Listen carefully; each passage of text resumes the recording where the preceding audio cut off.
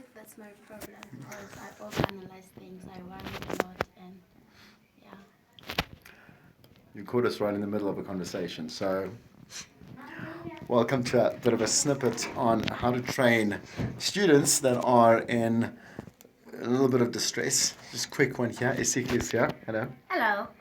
So, ChrisJordanMedia.net is where you subscribe. And again, hello. The biggest thing that we're having a problem with, we're here with their final recordings and their demos for this semester.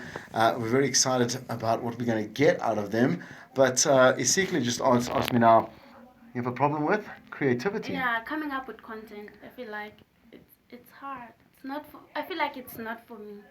I I can present stuff, but then to come up with content, it's like. To be a creative is to be a broadcaster, is to be a creative. And I know that doesn't really help you because that's kind of just wishy-washy words out there. I've always said to you that you've got to believe that you never are afraid of running out of an idea. And ideas are not always great. You've got to work through really bad ideas to get to really good ones. Rule number one of working out a really great idea is to get the rubbish out of your system. Get the rubbish out, but you've got to develop a talent for knowing what is rubbish and what isn't at the end of the day. Do you feel like, when you look at your ideas, do you know the difference yet? I don't think so. Why? I think when I come up with something like content, at first I think it's great content until when then. So you go and execute it. Yes, like Yeah. then I feel like it's not gonna work out. Then I try something else. Then the same thing happens. Like Cyclic. When you get into a cyclic wormhole, right, as in creativity, you've got to take a step back. My art teacher always said to me, when you create art, you got to start with it.